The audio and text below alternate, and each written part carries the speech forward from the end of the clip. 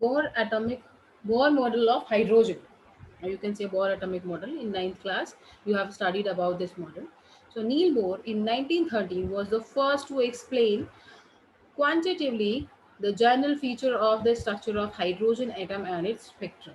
So he was the first scientist who gives the quantitatively analysis of the things, you can say, or the features which are related to the structure of hydrogen and its spectrum. Previously, the scientist explains us about the qualitative nature, that what portion of electromagnetic radiations the hydrogen absorb, and explains about the emission spectrum and the difference between the emission and absorption spectrum. So that is the quality of hydrogen atom which were explained previously. But Neil Bohr was the first who explained the quantitatively analysis of the structure of hydrogen and its spectrum. Okay, he was he used Planck concept of quantization of energy. Everything, whenever we do any invention, any type of innovation, we took something as a base, right? We need a base to start our experiments, to start our innovation. So every scientist took anything, whatever they feel like, what means, or whatever the things which were available at that time, they took at this thing as a base. So he took a Planck concept. Why Planck concept? Because it explains about the particle nature, about the structure of atoms, everything the Planck theory explains. Okay, though the theory is not the modern quantum mechanism, it can still be used to rationalize many points in the atomic structure and spectrum. Though that theory was not actually up to the mark, that was not concept as modern quantum mechanism, which explains each and everything related to the spectrum and atomic structure.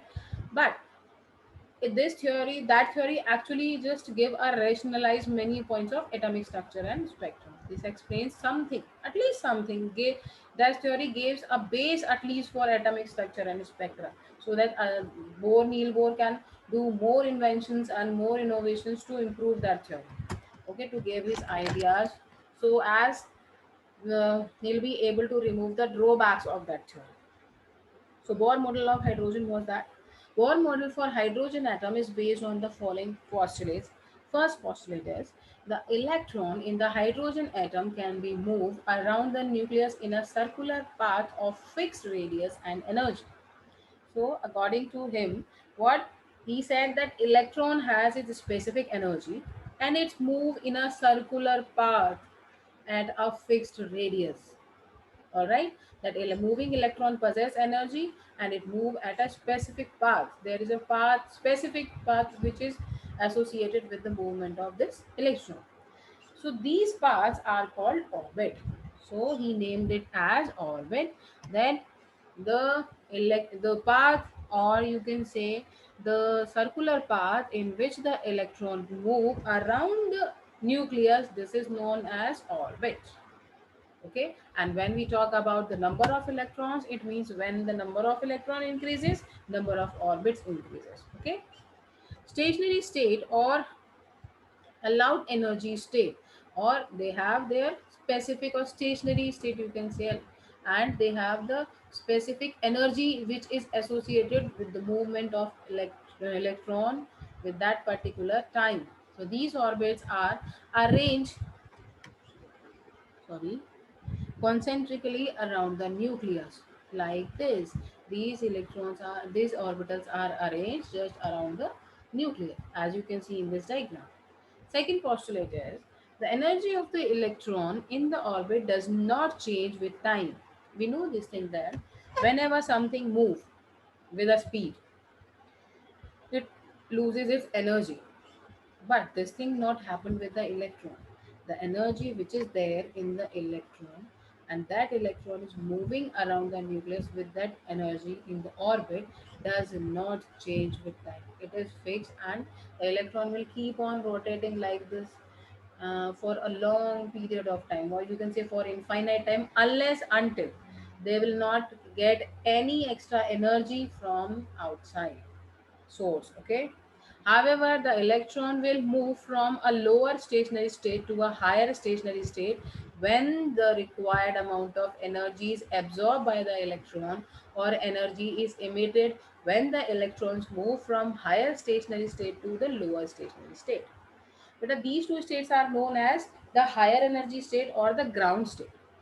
The energy or the state at which the electrons move is continuously moving before absorbing the energy is known as its ground state, and this is a stable state for electron. But whenever you give, or you provide energy to that moving electron from the outside source, so that energy is absorbed by the electron, and they will move from lower energy state, or you can say the ground state, to the higher state, higher energy level state. That is actually not a fixed state. This is not stable, is considered to be a stable state. Why? Because once the electron loses its energy, it comes back to its original ground state.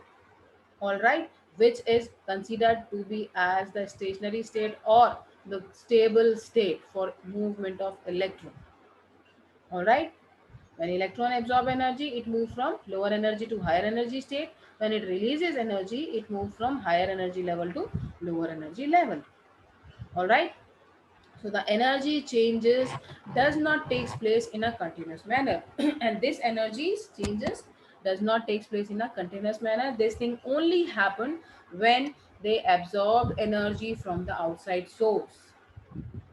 Instantly they move from one energy level to second one. Excited state, you can say. The higher energy level is known as excited. Whenever something get energy, they become excited, super excited. But when they lose their energy, they come to their normal ground and stable state. Okay. Third postulate is the frequency of radiation absorbed or emitted when transition occur between two stationary states that differs in energies by delta E. But a delta is whenever you see this delta sign with any unit, it means that change is there.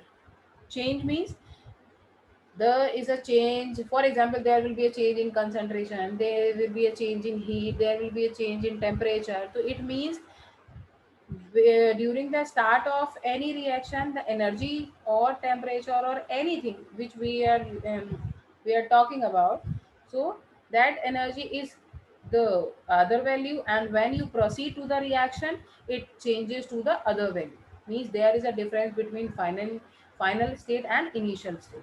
So how you can calculate this change? Initial, sorry, final minus initial, then only you will be able to find out the change. So for example, if you score 10 marks in the first cycle test out of 40, and 40 out of 40 you score in the second cycle test, so there is a change in grade, your grades, and the change is 40 minus 10, that is 30 marks.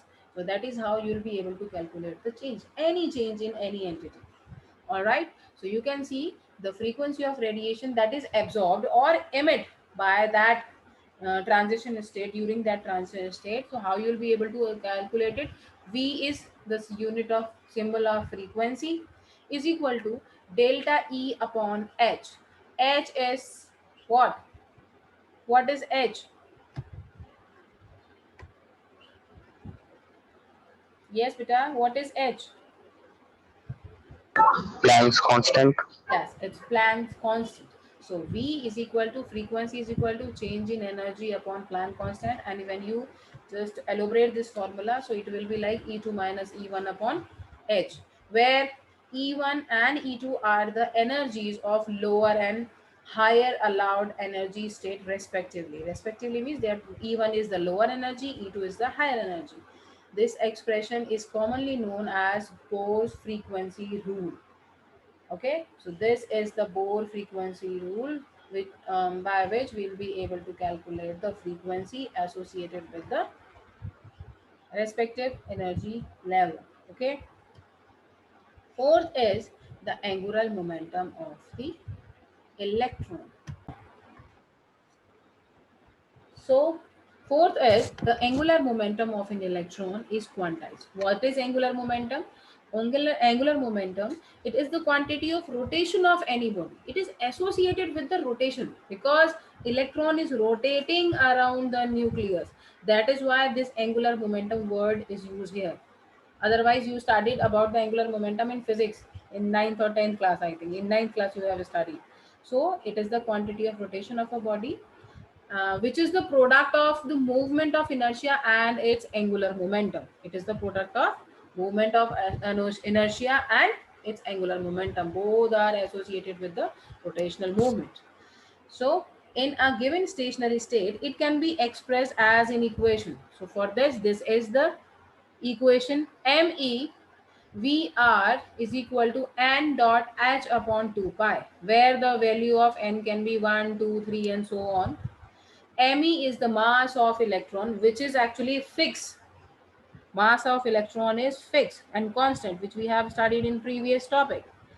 Velocity is v, radius of the orbit in which the electron is moving. R is the radius of that specific orbital. So what is the mass of electron?